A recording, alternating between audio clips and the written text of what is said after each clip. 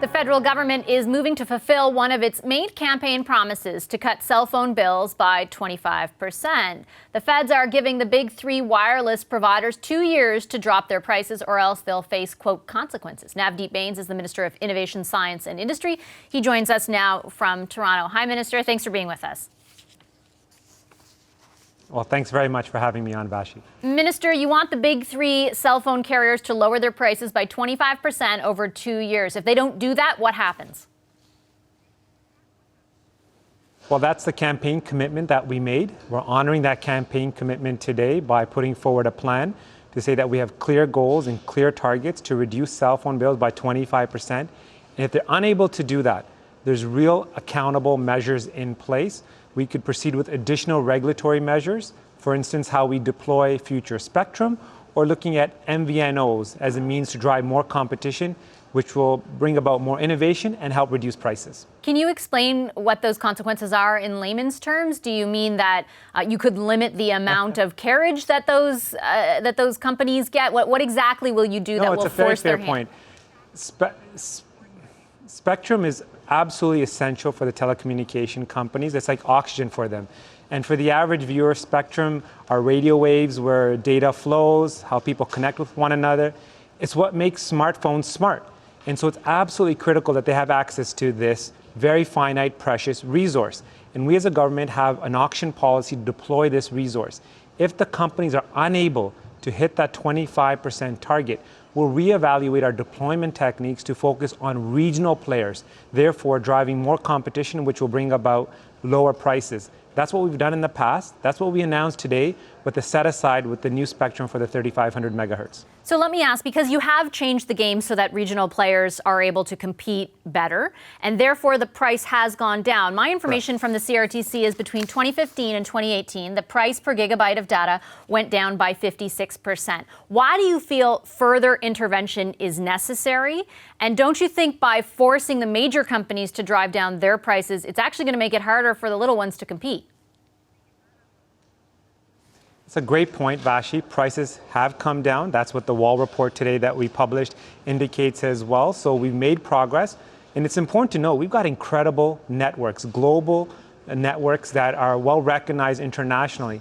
But we can and must do more, especially with that mid-range tier plans between the 2 to 6 gigabyte space. We haven't seen a significant decline in that. We've seen definite reductions in the lower tier plans and the higher tier plans. That's why today we focus on that 25% commitment between the 2 to 6 gigabyte space.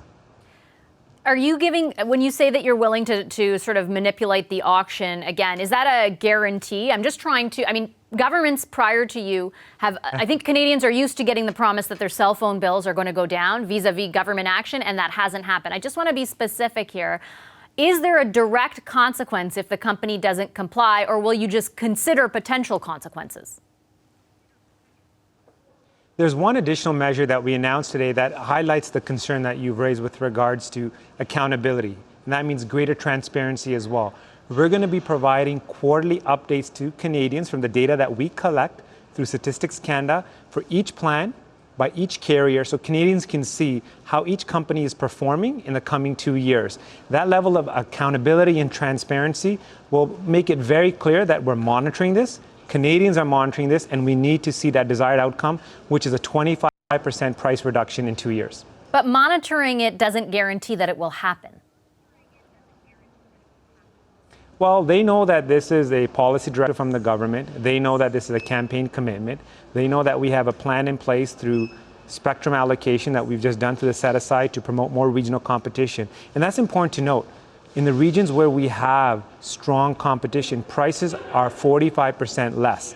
So that's what we saw in the Wall report that we published today. So that's one area that we're going to continue on with.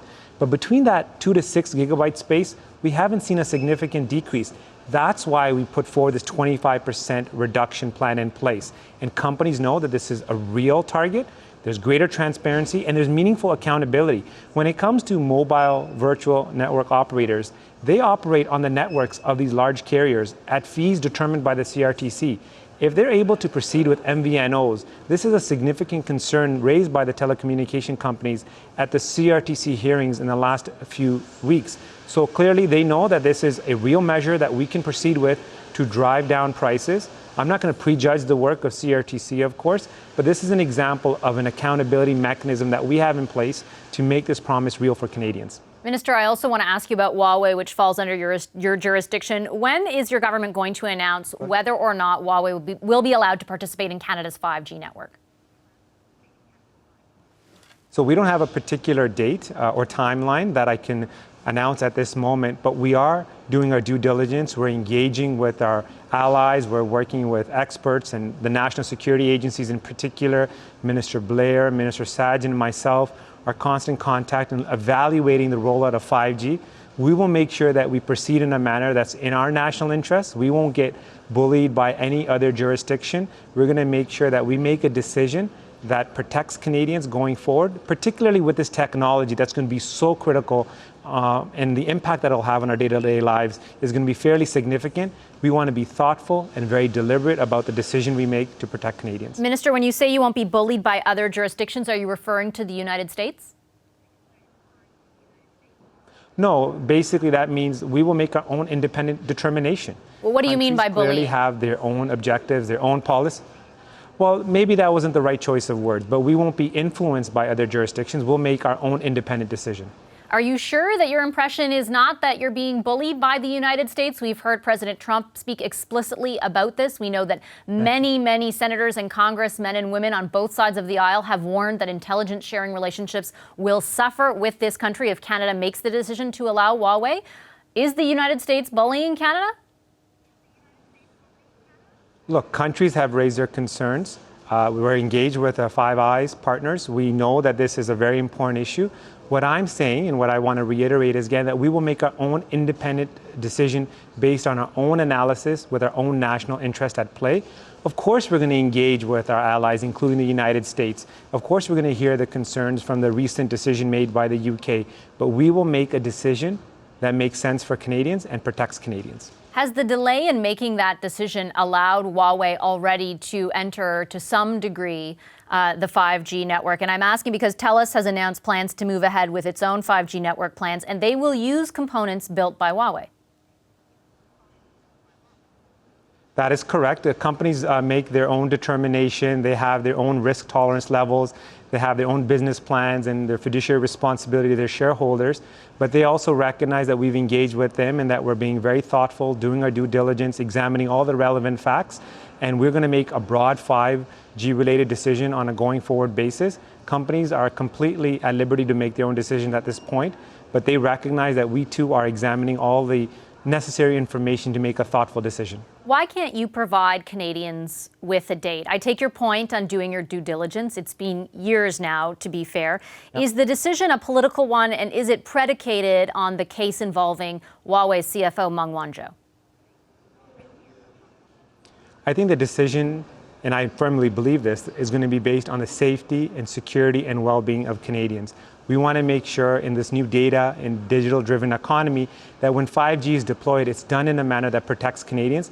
That's going to be the underlying premise of any decision or final outcome that we have. I should rephrase my question. Is the delay in making a decision a political choice? Well, first of all, we feel that doing the appropriate due diligence is the right course of action. And of course, there's different dimensions to it. When you're engaging with your allies, there is a political dimension to it. When you're dealing with companies, there is a political dimension to it. But we're very clear and transparent on what we're going to decide on, which is the safety, security, and well-being of Canadians. And that's the bottom line for us. Okay, I'll leave it there. Thank you very much for your time, Minister Bains. Thanks very much, Vashi. Hi, I'm Vashi Capellos, host of Power in Politics. See more of our show by subscribing to the CBC News channel or click the link for another video.